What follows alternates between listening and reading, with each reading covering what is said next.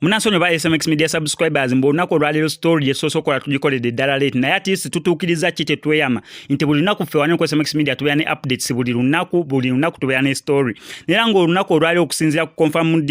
sources zaffe ziraganga Fred Lumbuye gwe baakwata wiiki eno ng'etandika yandikomezebwawo olunaku olw'enkya kati tulindiridde tulabe bituufu si bituufu naye okusinziira ku sources ez'enjawulo ziraganga ono Fred Lumbuye ayinza okukomezebwawo mu ggwanga erya Uganda olunaku olw'enkya nga mumanyi banna Uganda naddala ba celebrities oba tugambe abayimbi baffe mujjukira story ya Fefebus oba oluyimba Fefebus right now lusinzo okubeera nga lutrendinga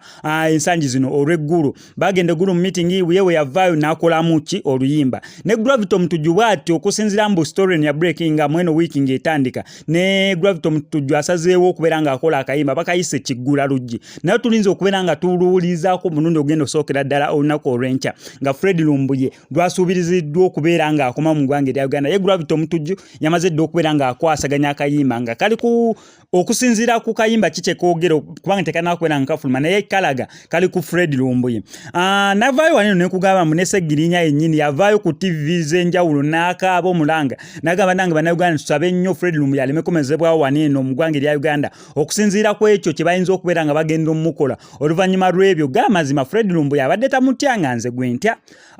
kubanga Fred Lumbuye okusinziira ku sources oba information gyabadde ngaawa nange kennyini nga information ngityagiwuliriza kwegamba kati simanyi kiki bagenda kubeera nga bamukola omusango gwe gugenda beera mu public oba gugenda beera private n'ekyo kyanjawulo bayinza ogamba ye agenda wulirirwa mu private oba bakiyita batya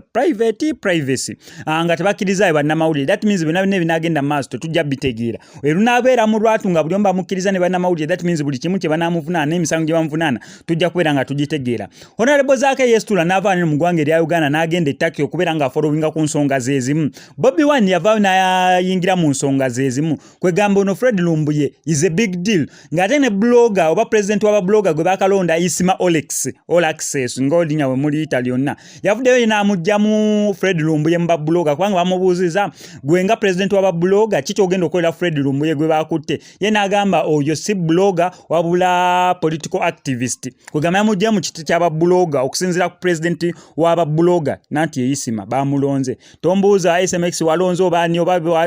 kiriwo Isima All Access yani ye president w'ababloga naye katulaba olunaku olw'enkya tulaba oba information eno gye tulina egenda beera confirmed nga Fred Lumbuye agenda kukomezebwawo wanene mu ggwanga erya Uganda ng'agenda kubeera deported wano mu ggwanga erya Uganda then wanene ku SMX Media kyonna okola kiri simple kubeera ng'osubscribinga kubanga updates zonna zonna ezikwata ku Fred Lumbuye gya beera nzikuwa amanya ddoboozi nsigadde nze mu SMX representing straight out SMX Media I sign out.